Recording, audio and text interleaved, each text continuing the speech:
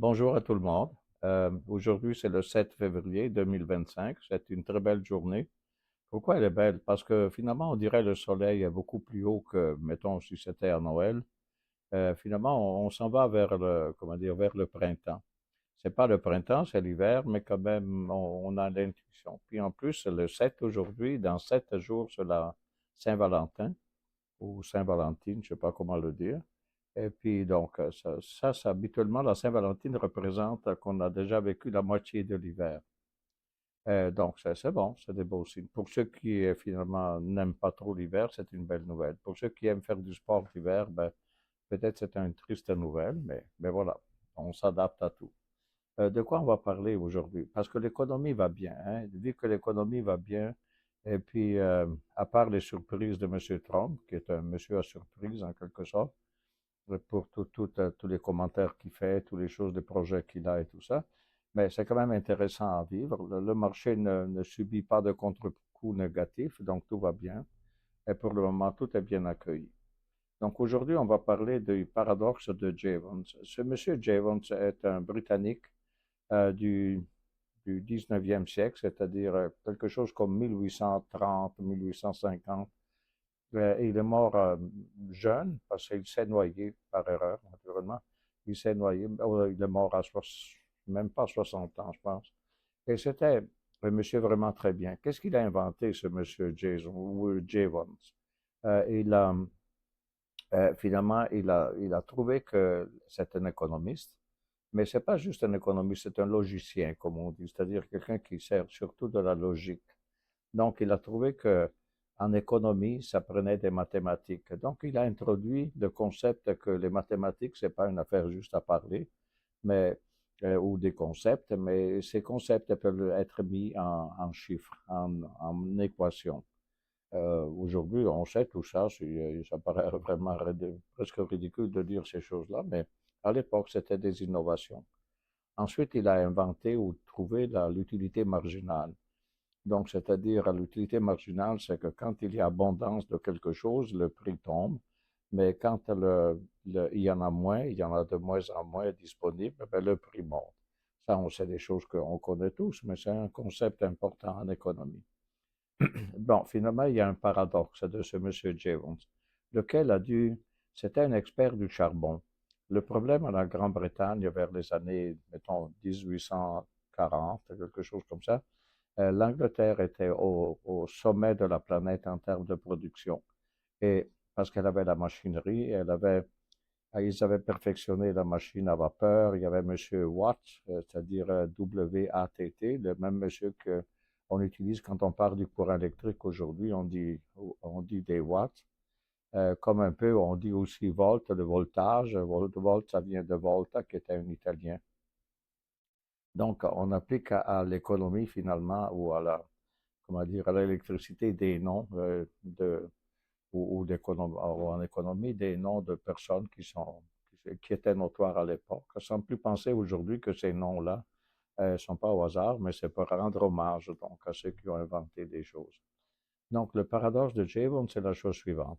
C'est que lui, comme il était un expert du charbon, et comme la Grande-Bretagne était au sommet de la planète en termes de production, la question était, est-ce que l'Empire britannique peut continuer à produire autant qu'il produit? Ça dépend de la quantité de charbon qu'il est capable d'extraire de la terre.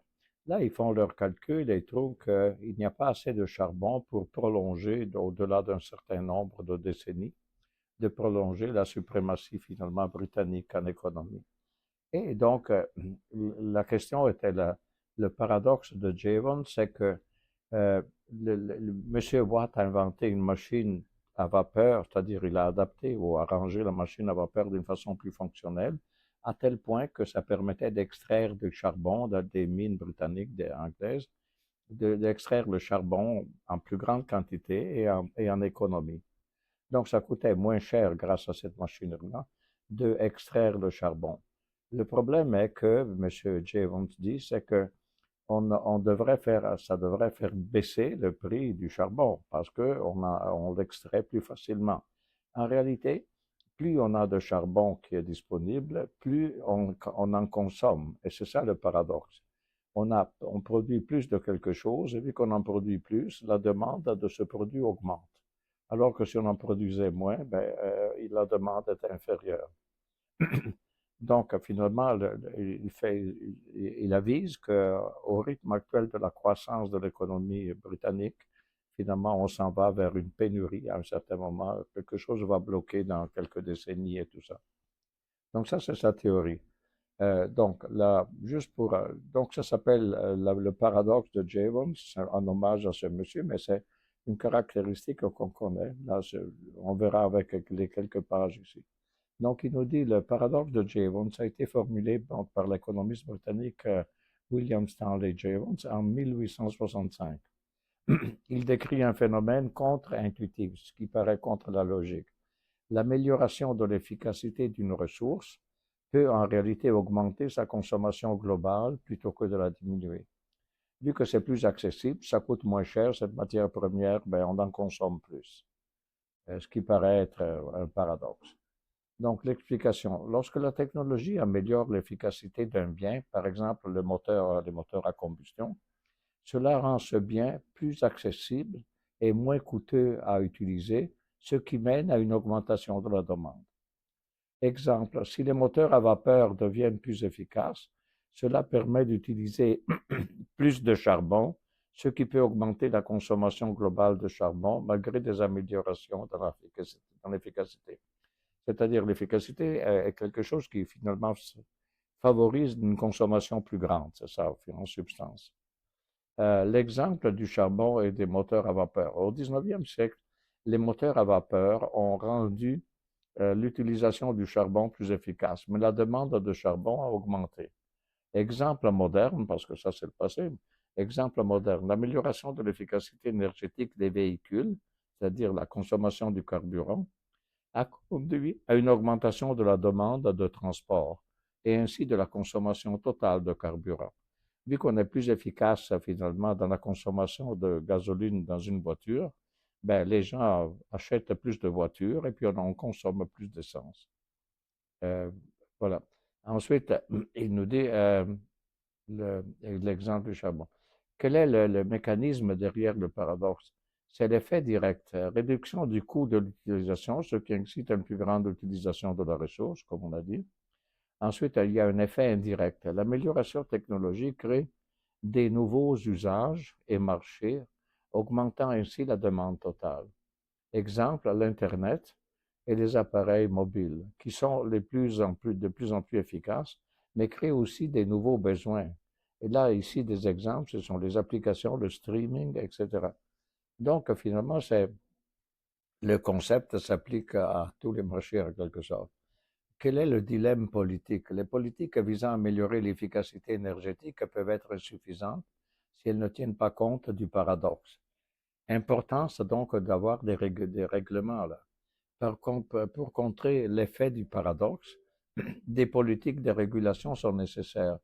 C'est pour ça qu'on a une taxe sur la carbone, des quotas d'émissions ou des investissements dans les énergies renouvelables, justement pour pouvoir finalement ne pas faire augmenter la consommation ou ne pas faire augmenter finalement, oui, la demande. Un exemple contemporain, par exemple les véhicules électriques.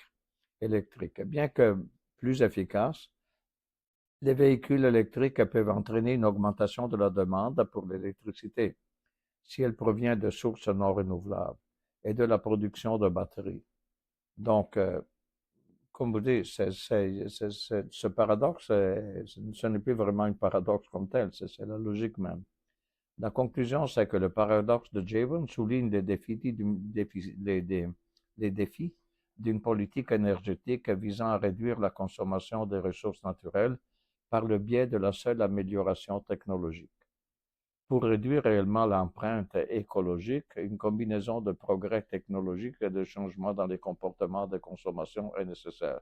Ça, c'est un peu une philosophie. Parce qu'il faut aussi que dans la vraie vie, je ne sais pas que, mettons, la Chine se sent libre de polluer,